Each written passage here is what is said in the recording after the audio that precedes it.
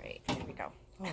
Well, good morning, Good morning, everybody. guys. Today is August 30th, 31st? 30th. 30th. August 30th.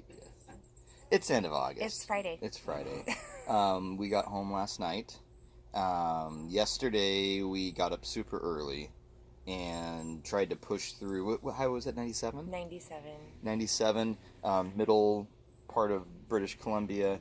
That night prior, there had been a pretty serious mudslide, and they closed the road right in front of us. Like, we were pulling into Clinton, and I saw the sirens or the lights. It was and stuff. like It was if crazy. we didn't stop, we would have been in the mudslides.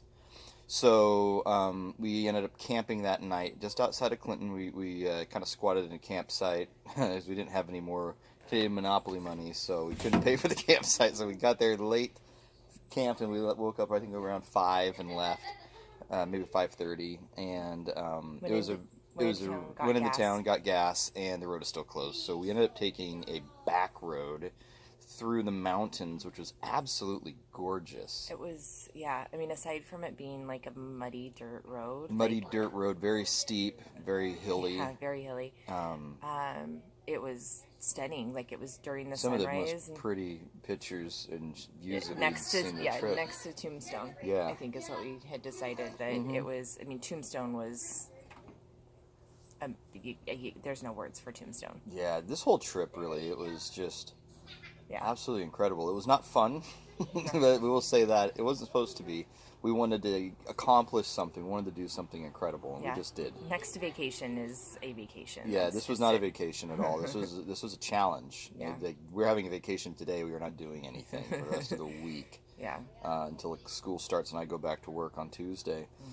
We were just going to relax and take it all in. I mean, we just put almost 5,000 miles, we decided. 4,350 clock miles. Yeah. On Lucy. Not counting the speedometer being off by 10%, so. Oh, yeah. So close to 5,000.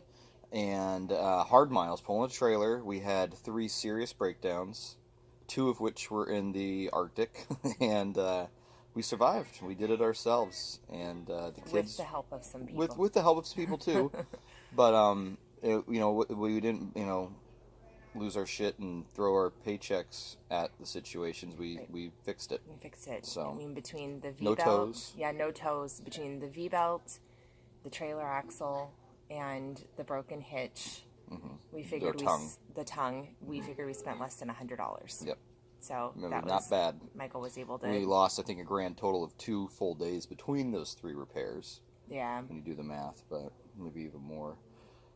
Well, we had accounted for stuff like that. So. But I mean, with the axle braking was, in a sense, a blessing because they ended up closing the river crossing.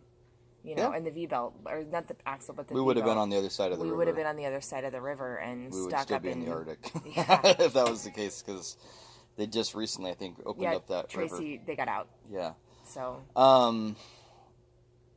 Yeah, the weather was incredible. We went from almost 90 degrees when we left to probably cold 20s. Yeah. Within a week. That was crazy. It was crazy to watch how fall moves south. It was already fall out there, and And then coming back, seeing the difference in lower BC being gone for 2 weeks. I think that's what was pretty fascinating. You could see the colors changing. And on the trees. just the sunrise or the sun setting and rising times. Like when we were in the Arctic, obviously it stayed light till about 11. Yeah. And it was starting to get dark. That's them starting to dial down off of their full days of sunlight. So that was neat, and then, now I think, what is it now, like 8 o'clock out here, 7:30? Yeah, well, when we were on our way home night before last, it was on our way to Clinton, it was dark at 8 o'clock. Yeah. And we had just been in, times where it was... Not dark at 8 o'clock. 10:30, 11 o'clock at night. Yeah, when we were on the Dempster, most of the nights it would It was light, it was dusk until 11. Yeah.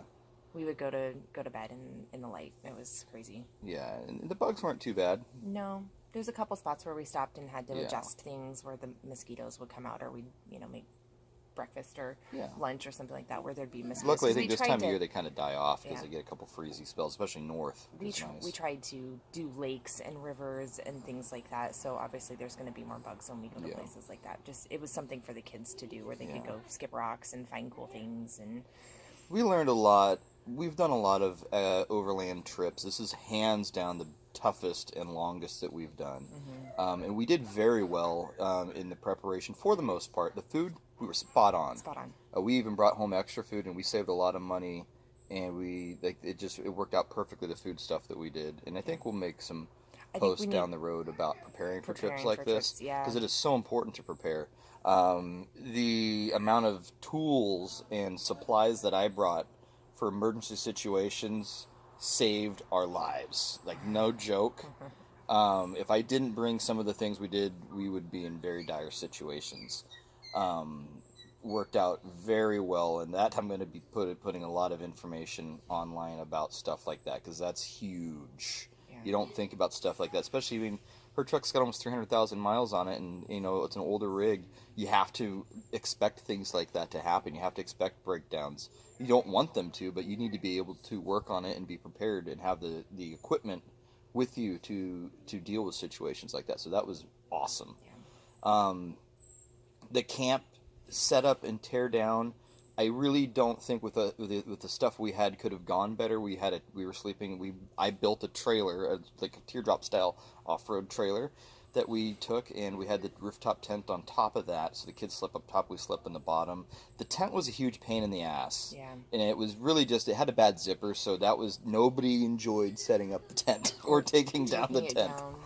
And then, because it was just cold. Yeah.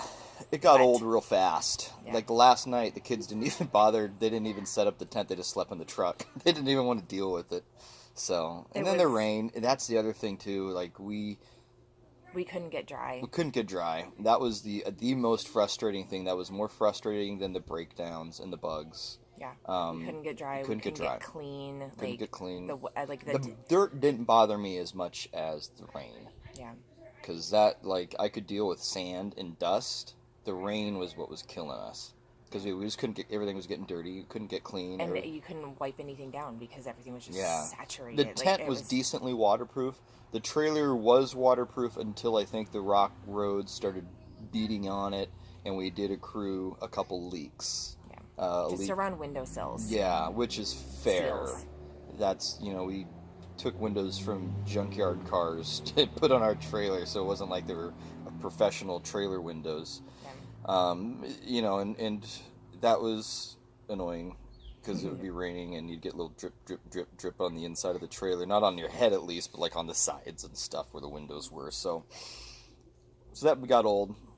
But I mean, that's, I think, the next awnings for sure. We've already been talking about getting rid of this trailer and building a new one, a little bit bigger. Because it was small, 6x4 sleeping space for both of us. We're both under 6 feet.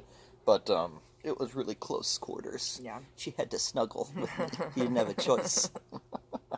I don't like snuggling. She takes sleep very serious. So we both lost weight. I lost 10 pounds on this trip. She lost 6. So, not that she had any weight to lose. I did. I still do. But hey, that was nice. It worked out well. I think it was just because we didn't eat any sugar. We ate really good. We like beer a lot. And we didn't drink. Beer is terrible in British Columbia. Well, just in Canada in general. Canada, you got to get your beer shit together. I was not impressed. Yeah. Well, that peach cider stuff was that was they just don't delicious. have any good heavy beers, and but we they like don't, our and everything's like at our a liquor store, and they close at like 6:00 at night. It was just inconvenient to get beer, so we just didn't. Yeah, and it was really expensive. Actually, like a 6-pack of the peach cider that we got on my birthday was $16 or $17 6-pack for a 6-pack. I mean, yes, granted that's Canadian, but still expensive. It's really pricey. Made it really easy to not drink. But we got drinks as soon as we got home. Yes, we did. A proper martini or two. Yeah. Gas is obviously expensive. Highest we paid was $1.64. $1.64. Highest we saw was $1.79 a liter. Yeah, that adds up. It's almost 4 liters to a gallon. So, yeah. Yeah, we just kept driving and decided to use a jerry can. Yeah, at that particular time, yeah. Because we had the we came home with 1 jerry can. We did buy jerry cans up there. We bought an extra 2 just because we thought that we weren't going to have enough fuel. But we actually, when we dropped the trailer at the campground out in Tombstone, we and drove up. We filled up in Eagle Plains. They have ethanol-free gas up there. Yeah, so And we got better gas mileage. yeah, Lucy ended up getting 260 miles on that tank. So on that's like a 15 single miles to the tank. gallon as opposed to 10 the rest of the trip. 10 is generous, I think. 10 is generous. The last leg from Clinton to Hope, where we filled up, we only got like 135 miles on that tank because it was the climbing with the trailer and up the rough roads and stuff like that. We got 130 miles, and it was $100 fill up. Yeah. So crap. yeah, that was really bad. Yeah. But it's okay. I smell a diesel in her future. Yeah, both I think of them. Lucy's gonna get a something with better fuel economy.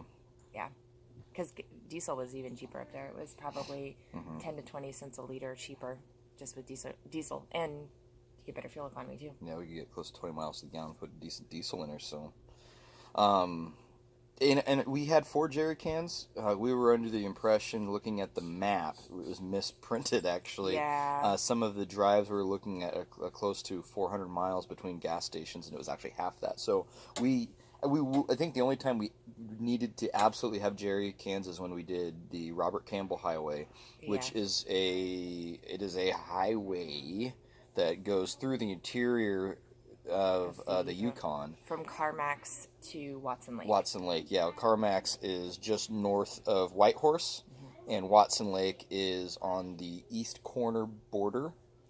And so you just do this loop kind of like that right through the whole Yukon. It's an alternate to the Alaska Highway. Yeah, alternate to the Alaska Highway. It is a dirt road. And there was a stretch on that highway where we did, I think, have to do 300 miles or something like that. We had to use a jerry can. We had to use a jerry can on that because there was just not there. That was the most barren drive of the trip, which we were not expecting, nor were we expecting it to actually be a dirt road. We were just trying to do something different, and it was actually technically shorter than the Alaska Highway. I think it really took longer. Definitely took longer. But that was interesting. But it is neat that we did that, too. That was a cool drive. It was really pretty. Yeah. It was just this whole experience was out of this world. It was very... we're still processing. Still processing a lot of it, yeah. Like, what did we just do? We just drove up to the Arctic Circle and back with kids. And no amenities, really. Like, that was amazing. What a feat. And the kids still love us, and we still love each other. That's awesome. Because that can go sideways. There were a couple days where it was just kind of like... It was intense, but we never turned on each other. Never turned on each other. Except for Rebecca turned on me once when a bear crossed the road. Oh. And I looked at her and I said, "Just use the camera, please." And I thought she was going to throat stab me. No. You had asked me to Google the weather in the area, and I was on my phone, and he goes, "Bear, bear, bear." So I flipped my phone around to take a picture. Of the window. And it focused, because I have a super techie phone, it focused on the dirt on the window, and it was a big blurry blob. And I was like, God, it didn't work. And he looks at me and he goes, "Use this." That's not what I said. I did not say that. That's how she took it. I said, "Use the camera, please." Because that's what it's there. It's like right between us to use for pictures. But I was holding a camera. Anyways, you can see it's still a sensitive subject. That was the only time. But we did see 3 bears. We just don't have any pictures to prove it. Yeah, we did see 3 bears. They were just elusive, and we couldn't get any pictures of them. But yeah, so that's that. I think we're home. We made it. We survived. And I think in the future we're going to process this. We got a lot of footage, video footage and pictures, and we're going to make a video of our trip. Tell stories. And do a couple blogs and stuff on how to prepare for big trips like this and how to do things like food. There's so much. But don't write too much. Don't want to write too much because remember you're writing a book. I am actually going to write a book about overlanding, and that was one thing. Like seriously, that this trip's really helped me with is become secure with my knowledge in automotive buildings and repair. And overlanding in general. I have a vast amount of knowledge that I've been able to use on this trip, and I'm pretty comfortable, and I want to share that. Yeah. And I think writing a book would be really cool, so we are going to do that. Yep. So that's the next adventure, and I think we're looking at maybe next year sending my Land Cruiser to Hawaii, and we're going to overland Hawaii. Because if it rains, at least we're in Hawaii. I think we deserve a beach. Do something more vacation-y, overlandy than the Arctic Circle. So. Yeah. Although we definitely want to go back. We are going back, and I would like to bring people next time we go. It'd be fun to have another family to go with us, or a couple groups or something. Yeah. It would just, and stuff like this, it is really hard to do by yourself. Yeah. You do need that camaraderie. You do need that support, especially when you break down and stuff. It's something you should be doing in groups. I mean, we're really thankful Tracy and her family came up. Mm-hmm. We have lifelong friends now. Yep. Through them, we're really grateful that they showed Mm-hmm. up and, helped us out, because we definitely needed it. It would have been a really long walk. Yeah.